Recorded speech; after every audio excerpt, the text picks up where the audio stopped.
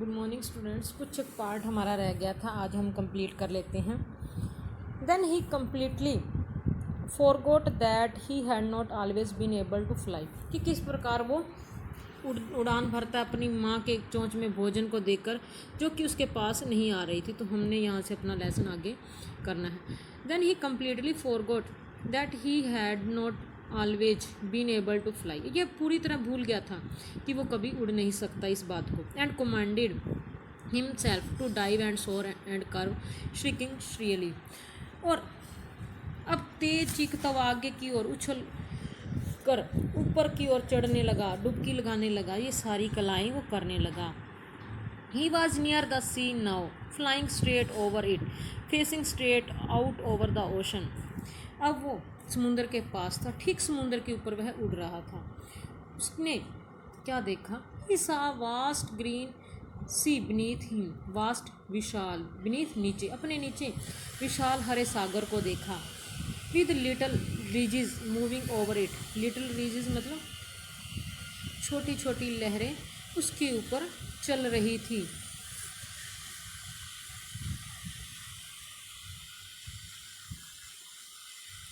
And he turned his beak sideways and cawed amusedly, अपनी चोंच को दोनों ओर घुमाया और खुश होकर कॉय कॉय करने लगा।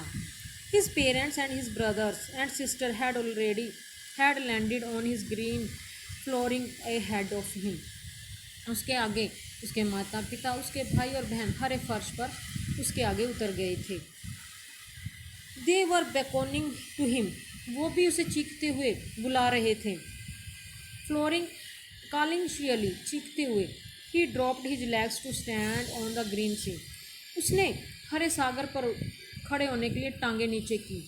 His legs sank into it, उसकी टांगे डूब गई। He screamed with fright and attempted to rise again, flapping his wings, डर के मारे चीख मारी उसने और ऊपर उठने की कोशिश की और पंखों को फड़फड़ाने की कोशिश की। But he was tired and weak with hunger and he could not rise, बहुत थका हुआ था और कमज़ोर होने के कारण वो ऊपर उठ ना सका। Exhausted,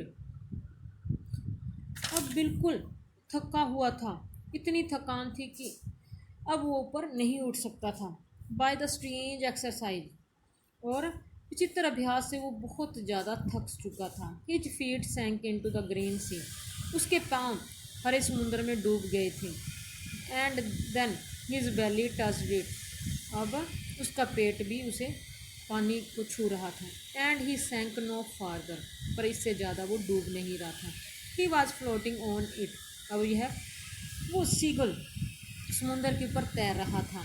and around him his family was screaming, और उसके चारों ओर उसके परिवार चीख रहा था। प्रेजिंग हिम, प्रशंसा कर रहा था।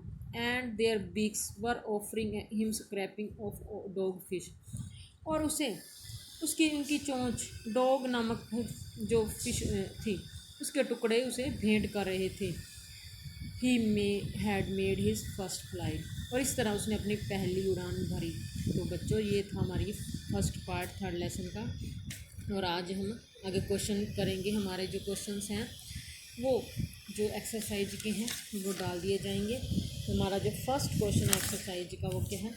Why was the young seagull afraid to fly? Do you think all young birds are afraid to make their first flight, or some birds more timid than others? Do you think a human baby also finds it a challenge to take its first step? कहने का मतलब means है कि छोटा जो समुद्री पक्षी था उड़ने में क्यों डरता था? आपके अकॉर्डिंग सभी छोटे पक्षी अपनी उड़ान भरने में, पहली उड़ान भरने में डरते हैं या दूसरे पक्षियों की तुलना में ज़्यादा डरपोक होते हैं? और आपके विचार में मनुष्य का जो बच्चा है वो भी पहला कदम रखने के लिए उसको चुनौती समझता है, क्या ये ऐसा है? तो हमें पता, हम अक्सर छोटे बच्चों को देखते हैं कि जब वो कदम रखते हैं, चलने की कोशिश करते हैं, तो वो भी खूब डर महसूस करते हैं। तो ये हमारे क्वेश्चन आज डाल दिए जाएंगे, तो राइट भी करने हैं और लर्न भी करने हैं।